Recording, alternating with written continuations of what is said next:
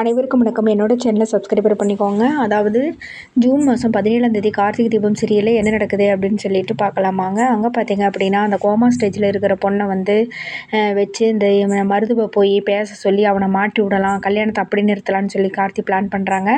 ஆஸ்பத்திரியில் இருக்கிறாங்க. ஆனால் ரேவதி வந்து ஆஸ்பத்திரி நீ கல்யாணத்து மண்டபத்துக்கு வந்தே ஆகணுமாமா அப்படின்னு சொல்லிட்டு கூட்டிகிட்டு போயிடுறாங்க.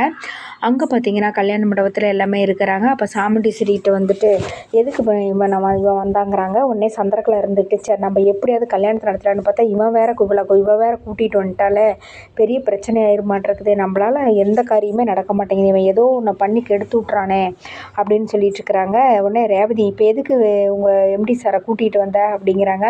இந்த சாரி அவங்க மாமான்ட்டு எதுக்கு கூட்டிகிட்டு வந்த அப்படிங்கிறாங்க. மாமா இல்லாமல் கல்யாணம் எப்படிமா நடக்கும், நீயும் பத்திரிக்கை வச்சுருக்க வந்துட்டு போகிறாங்க விடு, ஒன்றும் பிரச்சனை இல்லை, அவர் வரட்டும், அவர் கல்யாணத்துக்கு வந்தால் தான் என்ன உங்களுக்கு என்னக்கம்மா பிரச்சனை, அவர் இருந்தால் தான்மா நான் கல்யாணமே பண்ணிக்குவேன் அப்படி இப்படின்னு பிரச்சனை பண்ணுறாங்க.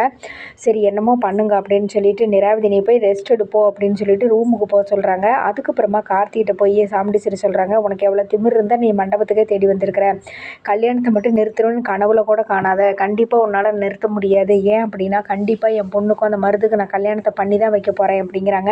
உடனே கார்த்திட்டு உங்களை நினச்சா எனக்கு பாவமாக தான் இருக்குது, இவ்வளோ பெரிய மண்டபம் செலவு எல்லாமே பண்ணி பெரிய லெவலில் எல்லாமே பண்ணிட்டு தான் இருக்கிறீங்க, ஆனால் கண்டிப்பாக கல்யாணம் என்னமோ நடக்கிறது வந்து எனக்கு ரேவதிக்கு தான் நடக்க போகுது, அதை வந்து நீங்கள் பொறுத்திருந்து பாருங்கங்கிறாங்க. டே என்னடா சவால் விடுறியா, அதையும் நான் பொறுத்திருந்து பார்க்குறேன்டா, கல்யாணம் யார் பண்ணுறாங்க என்ன ஏதுன்ட்டு எல்லாமே பார்த்துக்கலாம்டா அப்படின்னு சொல்கிறாங்க.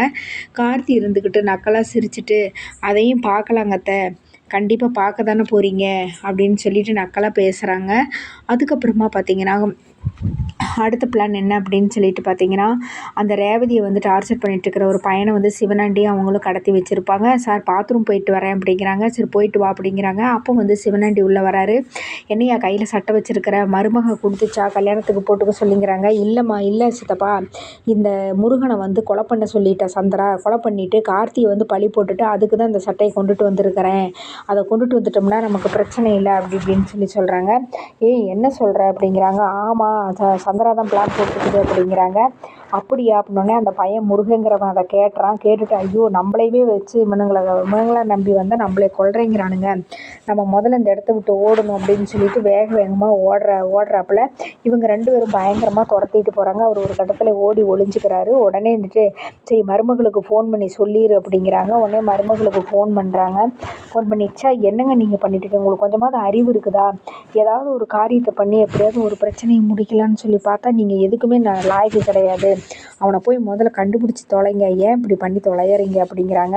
சரிம்மா அப்படிங்கிறாங்க. சித்தப்பா அவன் இங்கே தான் சித்தப்பா எங்கேயாவது இருக்கணும், வா சித்தப்பா போய் தொலைவலான்னு சொல்லிட்டு துரத்துறாங்க.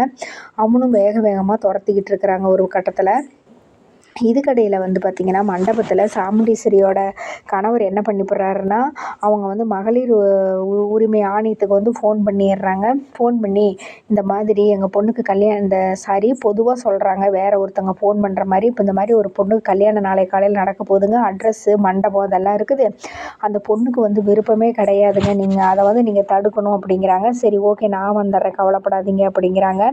அதே மாதிரி சொன்ன மாதிரியே பார்த்தீங்க அப்படின்னா கல்யாண மண்டபத்துக்கு வர்றாங்க. அப்போ வந்து இவங்க சொல்கிறாங்க, மாப்பிள்ளை பெரிய மாப்பிள்ளை சொல்கிறாரு, மாமா என்ன இப்படி நம்மளாம் சொல்கிறத கேட்காம இப்படி பண்ணிட்டாருங்கிறாங்க. உடனே கார்த்தி இருந்துக்கிட்டு மாமா என்ன வேணாலும் பண்ணட்டும், அவர் வந்து ஏதோ ஒன்று பண்ணி கல்யாணத்தை நிறுத்துன்னு நினைக்கிறாரு, ஆனால் அதனால் வந்து கண்டிப்பாக கல்யாணம் நிற்கிறதுக்கு வாய்ப்பு இல்லை, வேறு மாதிரி தான் நிற்கும் அப்படி இப்படின்னு கார்த்தி சொல்லிட்டு இருக்கிறாரு. என்ன சொல்கிறீங்கன்னே ஒன்றுமே புரியல அப்படின்னு சொல்கிறாங்க.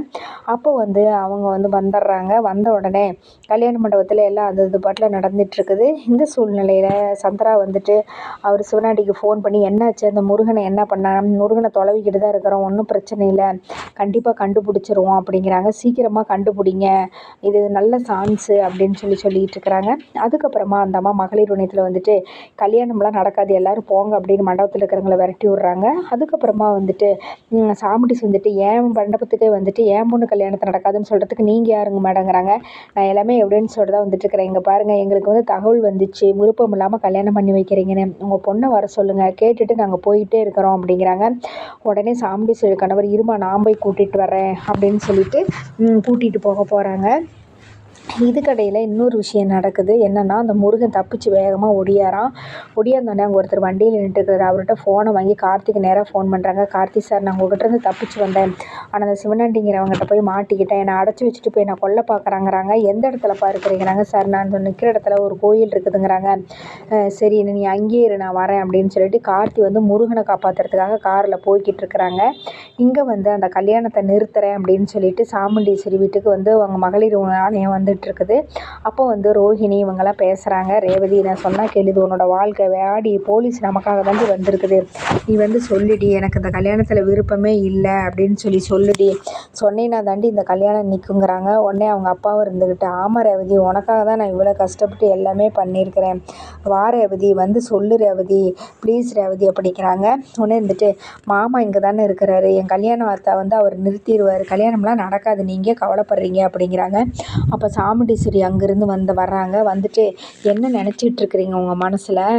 என் பிள்ளையோட மனசை மாற்றலான்னு பார்க்குறீங்களா? அவ்வளோதான் உங்களுக்கு, பேசாமல் அமைதியாக இருங்க" அப்படின்னு சொல்கிறாங்க. அதோடு பார்த்திங்கன்னா எபிசோடு முடியுது. அடுத்த எபிசோடில் என்ன நடக்க போகுது? அவங்க வந்து கல்யாணத்தை நிறுத்திடுவாங்களா, அல்லது அந்த மருது வந்து மாட்டுவானா, அல்லது அந்த முருகனை வந்து கார்த்தி காப்பாற்றுவாரா அப்படிங்கிறத நம்ம வெயிட் பண்ணி பார்ப்போம். நன்றி, வணக்கம்.